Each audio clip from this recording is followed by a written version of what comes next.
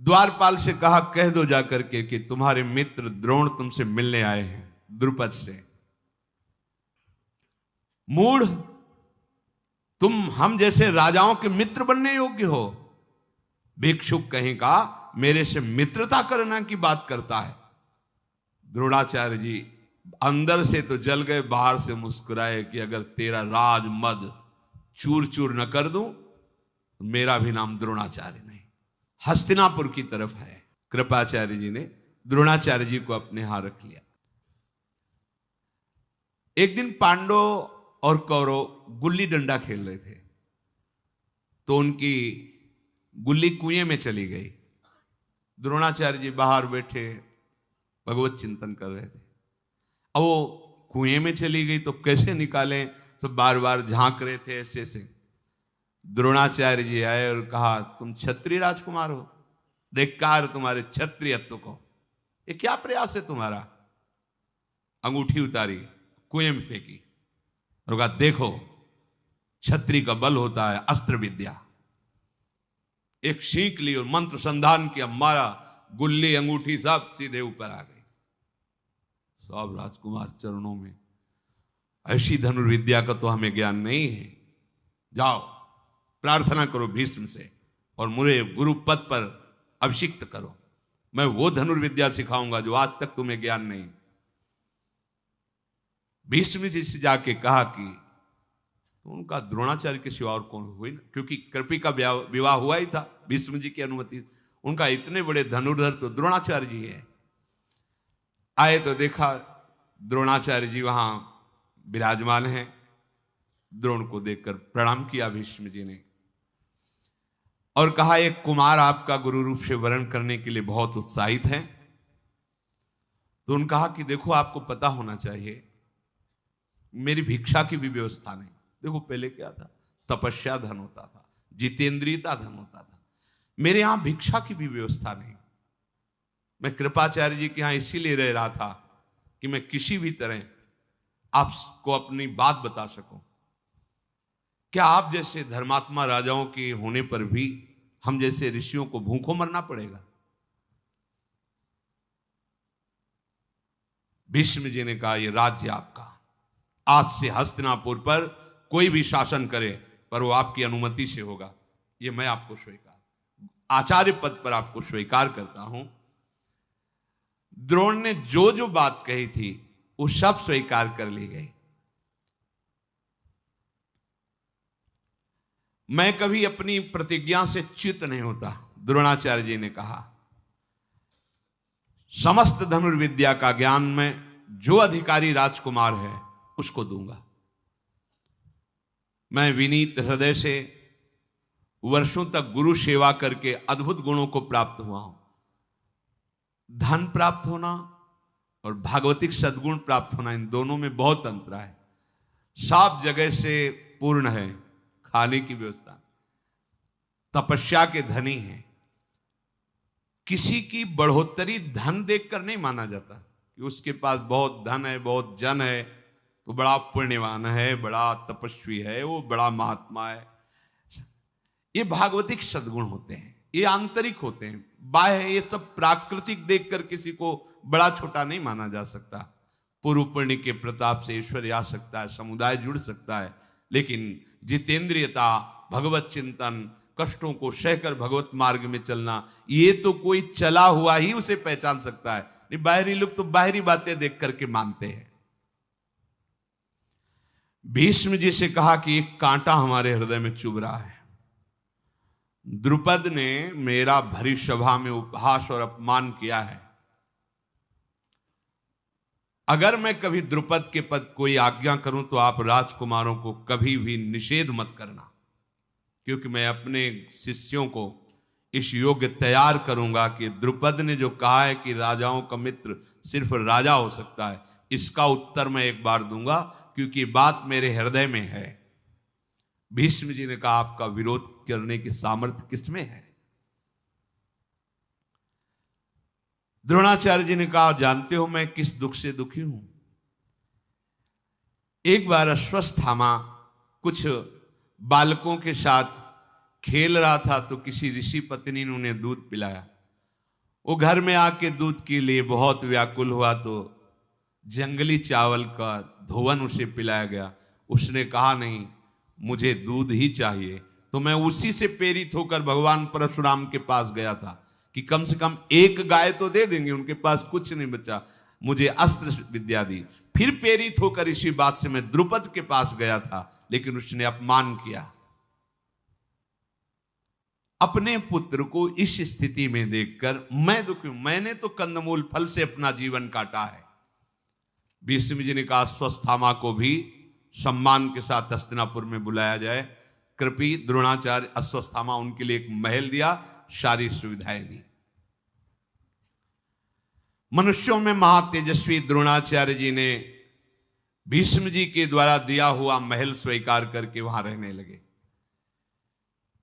भीष्म जी ने पांचों पांडव और ये 100 जो कौरव हैं, इनके गुरु पद पर द्रोणाचार्य जी का वरण किया।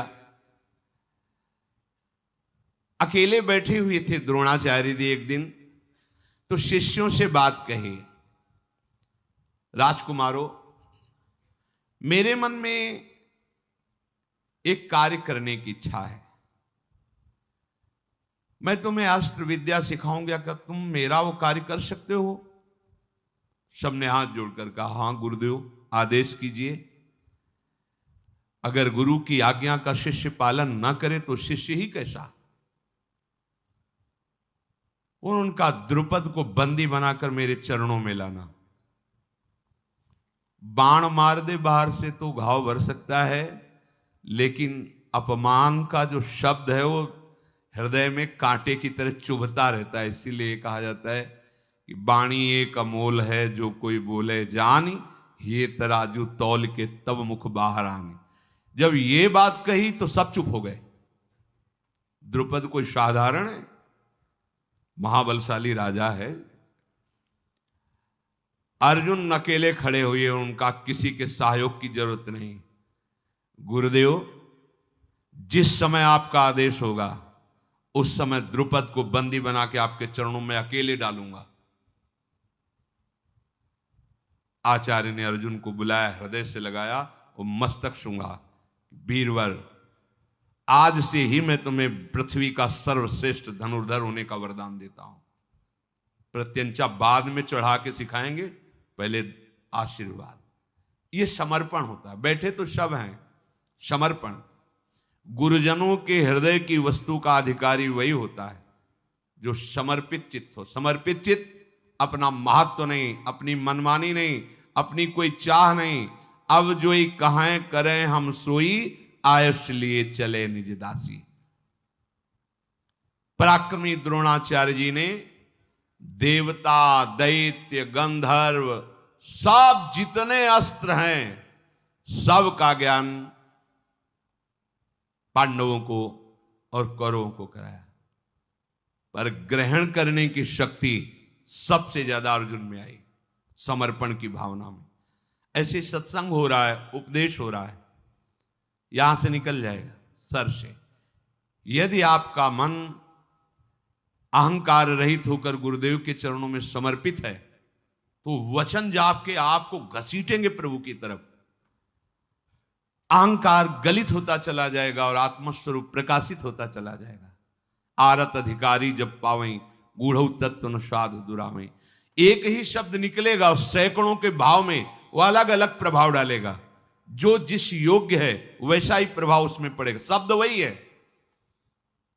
जैसे स्वाति की बूंद केले पे गिरती है तो कपूर हो जाती है, शीप पे गिरती है तो मोती हो जाती है, आग में गिरती है तो धुआं बन जाती है तो वही।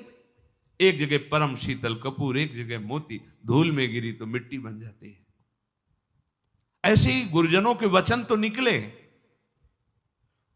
चातक के मुंह में स्वाति का बूंद जीवन बन जाता है। जो चातक की तरह हैं उनका हृदय अध्यात्म रस से भर जाता है। जो मनमानी आचरण करने वाले और जो दोष दृष्टि रखने वाले, वो सत्संग सुनेंगे, पर सत्संग में दोष क्या है? अरे वो चीज ढूंढेंगे जिससे वो निंदा कर सके। वस्तु तो वही है, अधिकार के अनुसार अपना प्रभाव दिखाती है। पराक्रमी द्रोणाचार्य जी ने मंगलाचरण करके पांडवों और कौरवों को धनुर्विद्या सिखाने लगे।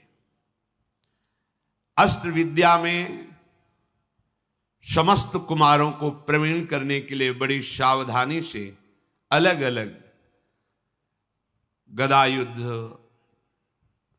तलवार चलाना, बर्छी चलाना आदि आदि। जब ये प्रचार हुआ कि द्रोणाचार्य जी पांडव और कौरवों को शिक्षा दे रहे हैं, तो वृष्णिवंशी, अंधकवंशी और भी राजकुमार सम्मिलित हुए आकर के। उसी में कर्ण भी सम्मिलित हुआ द्रोणाचार्य जी की अस्त्र शिक्षा लेने के लिए। कर्ण इतने प्रवीण थे कि जो अर्जुन को द्रोणाचार्य जी सिखाते वो बिना सिखाए सीख जाते। एक बार देख लिया, क्योंकि अर्जुन को सर्वश्रेष्ठ धनुर्विद्या का ज्ञाता बनाना चाहते थे द्रोणाचार्य जी, और बनाया भी। कर्ण ये नजर रखता था क्या शिक्षा दे रहे हैं। यही शिष्य की उत्तम वृत्ति है कि अपने गुरु की प्रत्येक उपदेश, वो चाहे किसी को हो रहे हो, उन्हें सावधानी से सुनकर अपने हृदय में उतारना चाहिए। कर्ण बहुत ही प्रवीण बुद्धि वाले थे। बुद्धि को प्रकाश देने वाले भगवान सूर्य से प्रकट हुए हैं कर्ण, इसलिए बहुत ही बुद्धिमान। अमर्ष में भरा हुआ दुर्योधन जब कर्ण को देखता कि वैसी ही प्रवीणता है, तो उसको लगता कि भीम को संभालने के लिए तो मैं हूं, और अर्जुन को संभालने के लिए एक कर्ण अगर मेरा मित्र बन जाए तो मैं पांडवों पर सहज विजय प्राप्त कर सकता हूं। पांडुनंदन अर्जुन कभी किसी से बात नहीं करते थे। गुरु की आज्ञा में रहकर हर समय धनुर्विद्या का अभ्यास। आचार्य द्रोण ने देखा कि सब विश्राम करते हैं, लेकिन अर्जुन अभ्यास परायण है। द्रोणाचार्य जी के उपदेश को ग्रहण करके अर्जुन अनुपम प्रतिभाशाली, जो शिक्षा दी उसको अभ्यास के द्वारा सिद्ध कर ली। द्रोणाचार्य जी को शिष्यों में प्रियता तो थी, पर पुत्र में विशेष होती है, इसलिए सब शिष्यों को पानी लाने के लिए भेजते। सुराही जैसा उसका मुख, नीचे बहुत बड़ा पात्र, जिससे सरोवर में काफी समय लगता उसको भरने में। अर्जुन को भी वैसा पात्र देते। और अश्वत्थामा को बड़े मोहरे का, गए डुबोया भाग के आ गए, तो वो गुप्त दिव्य अस्त्र जो अन्य शिष्यों को नहीं देना चाहते थे, ब्रह्मास्त्र आदि, वो अश्वत्थामा को देते। अर्जुन ताड़ गए कि गुरुदेव ऐसा कर रहे हैं, तो अश्वत्थामा दौड़कर भरने जाता। वो वरुणास्त्र से, सुराही में ही सीधे पानी वरुणास्त्र से भर के पहुंच जाते। जो अश्वत्थामा को सिखाते हैं वो सीखते हैं। अर्जुन की इस लगन को देख करके अश्वत्थामा को जो नहीं सिखाया वो भी अर्जुन को सिखा दिया। ब्रह्मास्त्र को वापस करना अश्वत्थामा को नहीं आता था, अर्जुन को आता था। अर्थात गुरु की प्रियता का वही पात्र बन सकता है जिसको लक्ष्य की प्राप्ति में प्रबल लगन हो। कुछ भी हो जाए, लक्ष्य की प्राप्ति करनी, ऐसा। अर्जुन वरुणास्त्र से अपने कमंडल को भरकर आचार्य पुत्र के साथ वो गुप्त रूप से दिव्यास्त्र सीखते। बड़ा अभ्यास किया अर्जुन ने, जब देखो तब अभ्यास में। द्रोणाचार्य जी ने रसोइये से कहा अर्जुन को कभी अंधेरा ना होने पावे भोजन के समय। एक दिन ऐसी वायु चली कि दीपक बुझ गया, स्वाभाविक हाथ ऐसे जा रहा है। अर्जुन ने विचार किया कि ये क्यों बिना प्रकाश के हाथ मुख में ही जा रहा है, इसका मतलब अभ्यास। तो इसका मतलब अंधकार में बिना देखे भी लक्ष्य भेदा जा सकता है। अभ्यास शुरू कर दिया, रात्रि में लक्ष्य भेदना, बिना देखे लक्ष्य भेद देना। बड़ी सामर्थ्य अभ्यास में होती है। द्रोणाचार्य जी विश्राम कर रहे थे, साए साए आवाज सुनाई दी। उठ के गए, देखा रात्रि के घोर अंधकार में लक्ष्यवेद पर अर्जुन तत्पर है, जब सब राजकुमार सो रहे हैं। द्रोण ने कहा, अर्जुन मैं बहुत प्रसन्न हुआ तुम्हारे प्रयास से। संसार में फिर दोबारा कहता हूं कि तुम्हारे जैसा कोई धनुर्धर नहीं होगा, ऐसा मैं आशीर्वाद देता हूं। द्रोणाचार्य जी ने अश्व पर चढ़ना, गजराज पर चढ़ना, रथों पर चढ़ना, भूमि पर खड़े होकर अपने शत्रु पक्ष का विनाश करना, ये सब कलाएं सिखाई। ऐसा चल ही रहा था कि काले रंग का राजकुमार जैसा कुमारावस्था का पुरुष पधारा और कहा, मैं निषाद राज हूं, हिरण्यधनु का पुत्र एकलव्य हूं और आपको गुरु के रूप में वरण करता हूं। आप मुझे धनुर्वेद की शिक्षा दीजिए। वो ऐसा कह रहा था कि द्रोणाचार्य जी की दृष्टि कौरवों पर पड़ी तो सब क्रुद्ध होकर देख रहे थे कि ये भील हमारे साथ कैसे एक साथ धनुर्विद्या ग्रहण करे। नहीं, द्रोणाचार्य जी ने कहा, हम तुम्हें धनुर्विद्या नहीं दे सकते, तुम जंगल में रहने वाले किरात हो, हम राजकुमारों के साथ तुम्हें नहीं रख सकते। देखो, गुरु कह दे शिष्य से कि हम तुम्हें शिष्य नहीं मानते, कुछ नहीं बिगड़ा। शिष्य हृदय में स्वीकार कर ले मैं गुरु मानता हूं, सब बन जाएगा। गुरु खूब कहे तुम हमारे शिष्य हो, पर तुम बात ना मानो तो बिल्कुल कल्याण नहीं होगा। एकलव्य जी को द्रोणाचार्य जी ने मना कर दिया, मैं तुम्हें शिक्षा नहीं दे सकता, तुम्हारा शिष्यत्व अस्वीकार करता हूं। एक बार भर दृष्टि देखा, साष्टांग प्रणाम किया और कहा, आजीवन के लिए मैं आपको गुरु रूप से वरण करता हूं, आप स्वीकार करें ना करें। चला गया। बहुत एकाग्रता पूर्वक चिकनी मिट्टी से द्रोणाचार्य जी की मूर्ति बनाई उसने, और बस रोज साष्टांग प्रणाम करके 4 परिक्रमा करके और धनुष पर प्रत्यंचा चढ़ाकर द्रोणाचार्य का ध्यान करते हुए धनुष बाण का अभ्यास करने लगा। बिना सिखाए समस्त धनुर्विद्या उसके अंदर आ गई। ये देखो, ये है गुरु का वरण करना। गुरुदेव के प्रति पूर्ण भगवत बुद्धि गुरु बिल्कुल स्वीकार नहीं किए, निकाल दिया, लेकिन उनकी ऐसी बुद्धि कि सारे धनुर्वेद द्रोणाचार्य के हृदय के वहां पहुंच गए। ये महिमा होती है। यदि गुरु निष्ठ हो तो गुरु से आशीर्वाद मांगने की जरूरत नहीं, उनके हृदय की वस्तु आपके हृदय में प्रकाशित हो जाएगी। गुरु के मानने से नहीं, शिष्य के मानने से होता है। एक दिन कौरव और पांडव द्रोणाचार्य की आज्ञा से वन विहार करने के लिए निकले हुए थे। उसी में किसी के साथ एक कुत्ता भी साथ था। वहां आखेट करते हुए एकलव्य, तो कुत्ता एकलव्य को देखकर फटे पुराने चिथड़े, काला शरीर, भारी जटाएं, तो भूंकने लगा। जो ही भूखा, एक साथ इतने बाण मारे कि सब अलग अलग लगे, मुंह भर गया और एक बूंद खून नहीं। अर्जुन जी पास में खड़े थे, उन्होंने कहा कि ऐसी हस्तलाघ हो, इतनी शीघ्रता और कहीं घाव नहीं।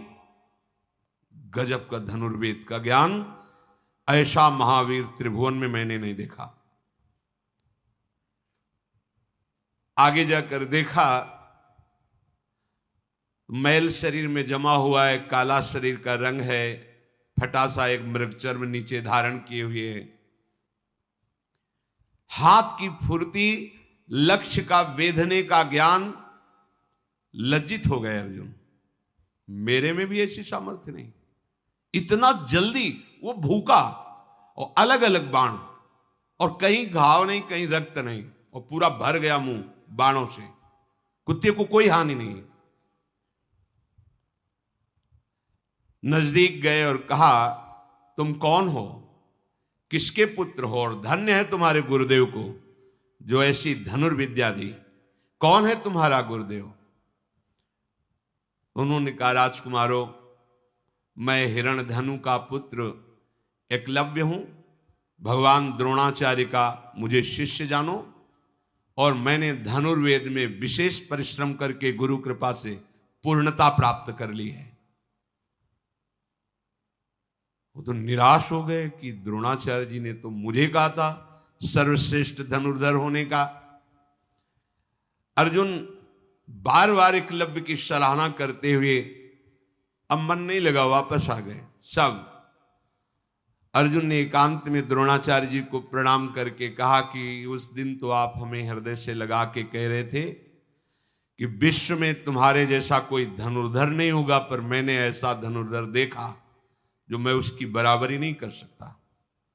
कुत्ते की आवाज के साथ उसके मुख को भर देना और उसमें के मुख में घाव ना होना, एक बूंद रक्त ना आना, इतनी शीघ्रता से इतने हस्त लाघव गुरुदेव, और वो आपका शिष्य है, ऐसा कहता है। आचार्य कुछ देर मौन और ध्यानस्थ रहे, फिर कहा, चलो हमारे साथ चलो। वहां गए। एकलव्य ने देखा कि मेरे भावना में विराजमान गुरुदेव साक्षात आए हैं। धनुष प्रत्यंचा चरणों में रख के साष्टांग दंडोत हुआ, परिक्रमा की और हाथ जोड़कर सर झुकाकर खड़ा हो गया। गुरुदेव आदेश कीजिए। शिष्य वही है, उसी का जीवन धन्य है जो गुरुदेव को प्रसन्न कर सके। गुरुदेव आपकी प्रसन्नता के लिए ये प्राण भी समर्पित हैं, आज्ञा कीजिए। द्रोणाचार्य जी ने कहा, तुम मुझे गुरु मानते हो? जी। तो गुरुदक्षिणा दीजिए, आज्ञा कीजिए।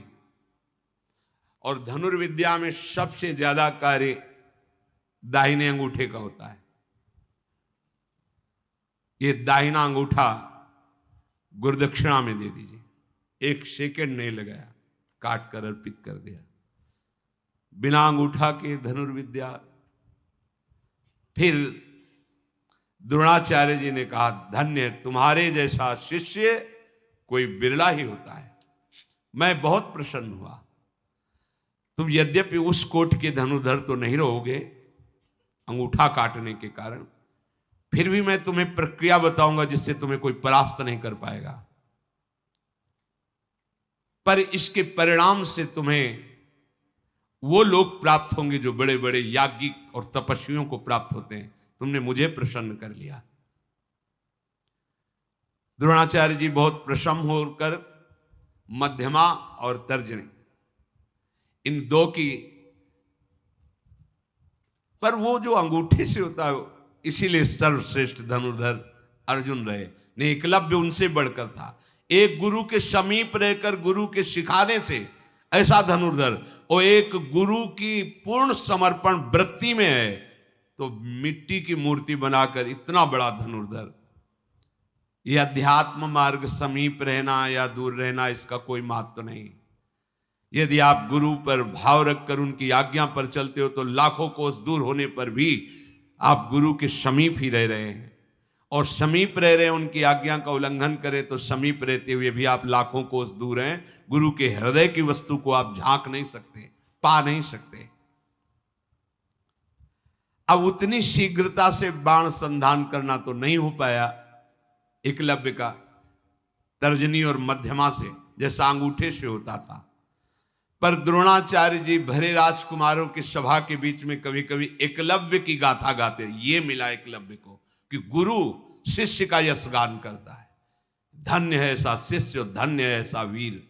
एक बार भी नहीं कहा कि गुरुदेव अंगूठा चला जाएगा तो फिर धनुष कैसे। अच्छा, वो जंगल में रह करके जीवन व्यतीत करते, उनको अनिवार्य है धनुर्विद्या का ज्ञान होना। द्रोणाचार्य जी ने गदा युद्ध में दुर्योधन और भीमसेन ये दोनों आगे निकले। सबको गदा युद्ध सिखाया, पर ये दो आगे निकले, दुर्योधन और भीमसेन। अश्वत्थामा धनुर्वेद के रहस्यों की जानकारी में बहुत बढ़ चढ़कर हुए।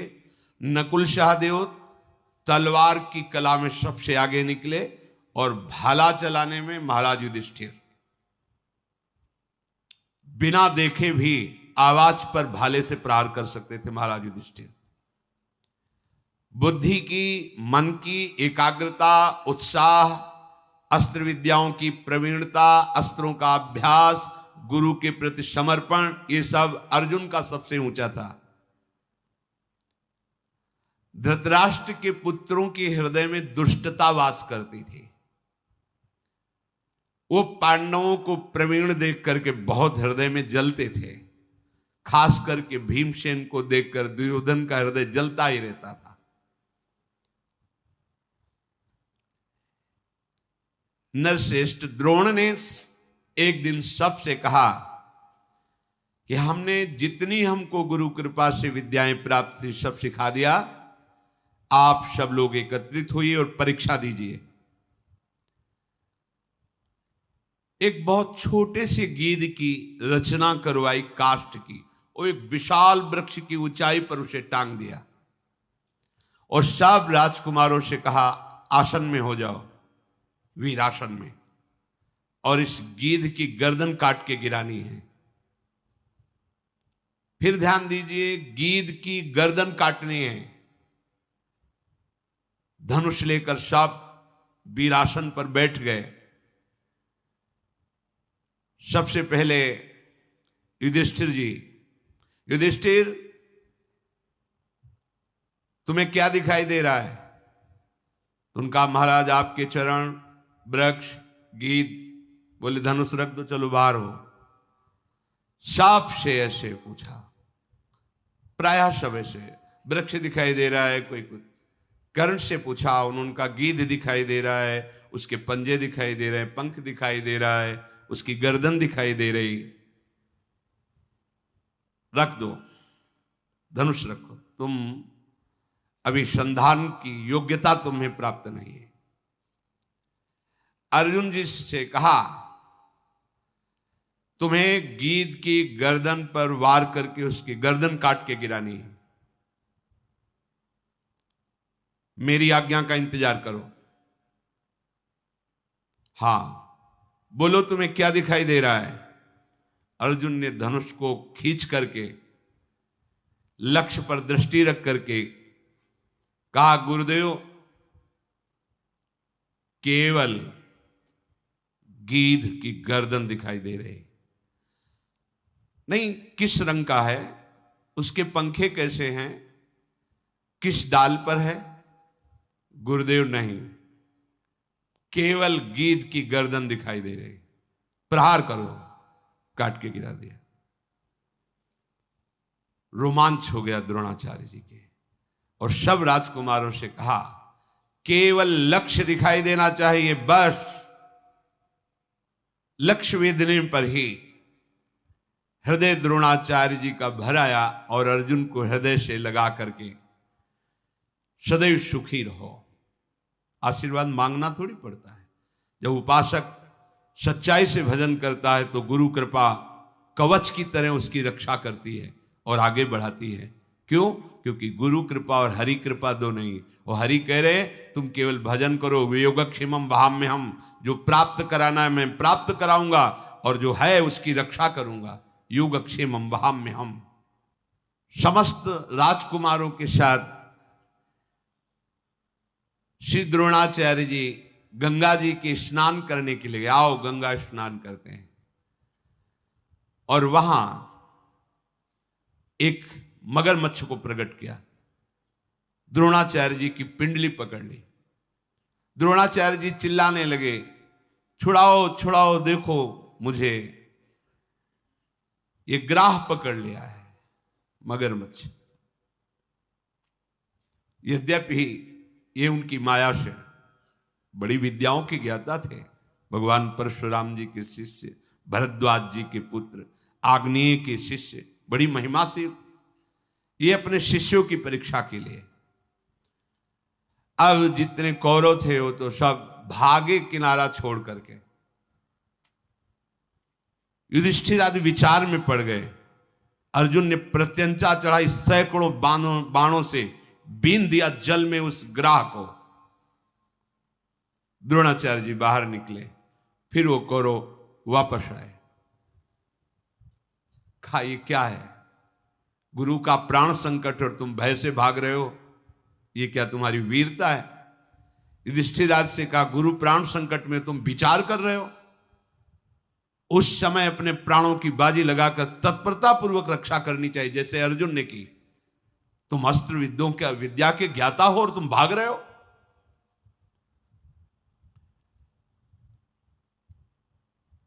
बहुत प्रसन्न हुए द्रोणाचार्य जी और सबके बीच में वहीं गंगा किनारे अर्जुन से कहा स्नान करो, और एक अमोघ अस्त्र दिया जिसे ब्रह्मशिर नाम का अस्त्र कहते हैं। उसकी विधि, उस अस्त्र का संचालन करना, उसको वापस करना, और कहा अर्जुन कभी इसे किसी मनुष्यों पर प्रहार मत कर देना, नहीं पूरी सृष्टि को भस्म कर देगा। जब कोई दैवी शक्ति संपन्न या आसुरी शक्ति संपन्न कोई बहुत बड़ा बलवान त्रिभुवन विजेता हो, तब इस अस्त्र का संधान करना, अर्थात पूरी सृष्टि का विनाश करने में सामर्थ्य, और इस अस्त्र को कोई मिटा दे ऐसा कोई अस्त्र नहीं है। अर्जुन ने तथास्तु कहकर द्रोणाचार्य जी को प्रणाम करके इस महामहिम पूज्य ब्रह्मशिर नामक अस्त्र को धारण किया। जब द्रोणाचार्य जी ने देखा कि ये राजकुमार अस्त्र विद्या में प्रवीण हो चुके हैं, तब कृपाचार्य, सोमदत्त, वाल्मीकि, गंगानंदन, भीष्म, भगवान व्यासदेव जी, विदुर जी, धृतराष्ट्र जी, इन सबको बुलाया और कहा ये राजकुमार संपूर्ण अस्त्र शस्त्र विद्या से प्रवीण हो चुके हैं। हम सब राजकुमारों का योग्य जो शास्त्र विद्या में, शस्त्र विद्या में, राजनीति में प्रवीण हुए, एक रंगमंच बनाया जाए और इनका युद्ध कौशल दिखाना चाहते हैं।